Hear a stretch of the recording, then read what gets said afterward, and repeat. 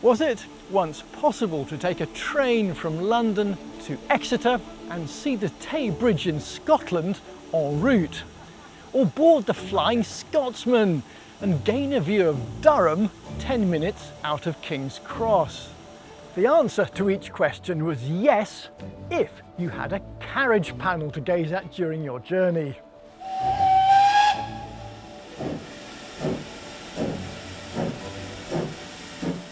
Carriage panels were the frames above the seats in railway carriages displaying photographs, prints, maps, advertisements, put there so they could be viewed by the passengers. Come and join us on a scenic tour of Britain from the late Victorian days when photographs decorated the railway company's carriages all around the UK.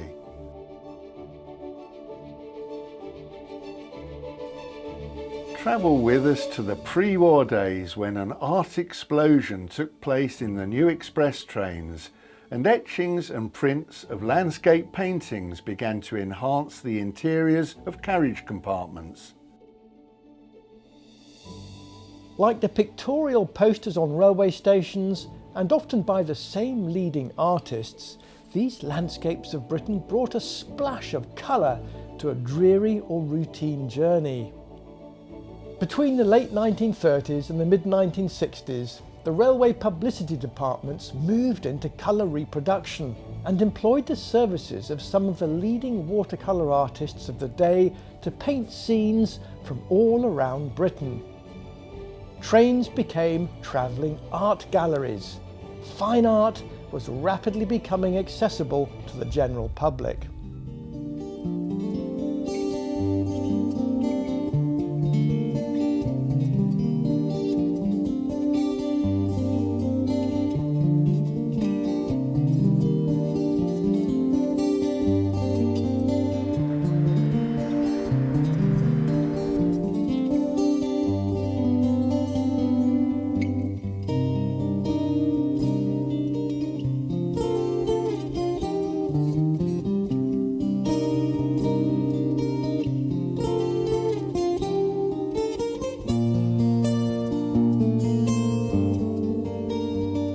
Almost 70 leading artists helped to produce a wonderful collection of over 500 British landscapes featuring towns and villages, ports, seaside resorts and mountain scenery.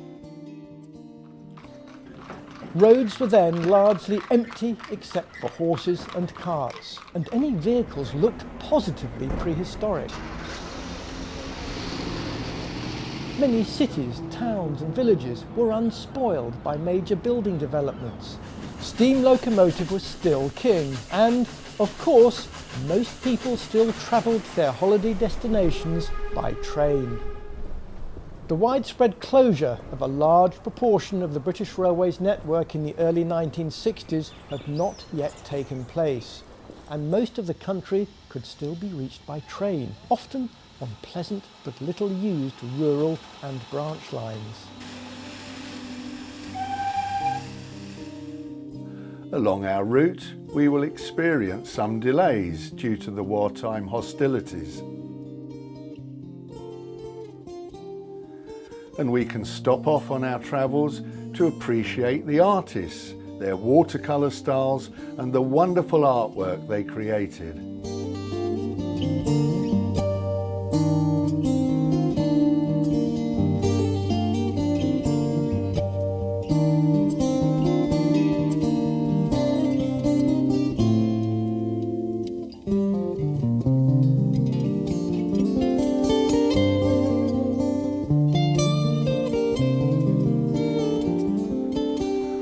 En route, we'll look at holiday travel and see how the railways used advertisements and notices to promote their services in Britain and Europe.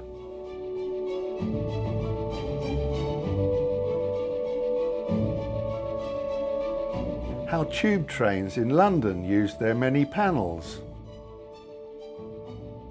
And how maps kept us company on the journey. We'll reflect on the final days of many railway lines in Britain as our journey nears its end. and look at the trains that displayed these landscapes under the luggage rack. Before celebrating a revival of railway art as we arrive at our destination. The Paris Metro have tried using vinyls of the Palace of Versailles in their carriages. Who knows what'll follow? Banksy's on the bulkheads? Lowry's under the luggage racks?